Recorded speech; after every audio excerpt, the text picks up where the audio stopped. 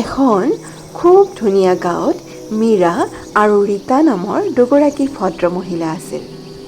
মীৰাই প্ৰতিদিনে আনন্দেৰে পাকঘৰত কাম কৰিছিল।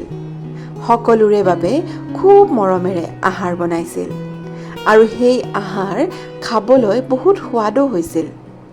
আনফালে ৰীতা প্ৰতিদিনে খঙত পাকঘৰত কাম কৰিছিল, অশান্তি মনেৰে আহাৰ বনাইছিল আৰু সেই আহাৰ ঘৰৰ মানুহবোৰে খাই ভালো পোৱা নাছিল আৰু যেতিয়া ভাল নহয় বুলি কৈছিল তেতিয়া ৰীতাই খং কৰিছিল।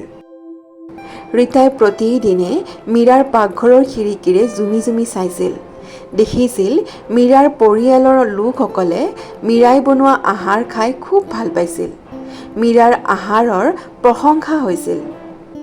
এদিন ৰীতা গৈ মীৰাক লগ কৰিলে আৰু মীৰাক সুধিলে, মীৰা, তুমি এনেকুৱা কি মছলা ব্যৱহাৰ কৰা যিয়ে তোমাৰ খাদ্য ইমান সোৱাদযুক্ত কৰি তোলে আৰু ঘৰৰ সকলো মানুহে তোমাৰ আহাৰৰ প্ৰশংসা কৰে?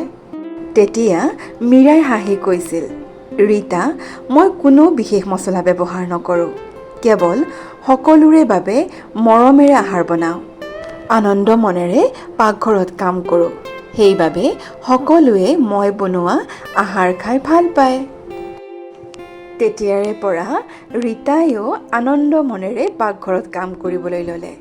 সকলোকে মৰমেৰে আহাৰ বনোৱাই খুৱাবলৈ ধৰিলে। পৰিয়ালৰ সকলোৱে ৰীতাই বনোৱা আহাৰ খাই ভাল পাবলৈ ধৰিলে। ৰীতাৰ আহাৰৰ প্ৰশংসা হ'ল।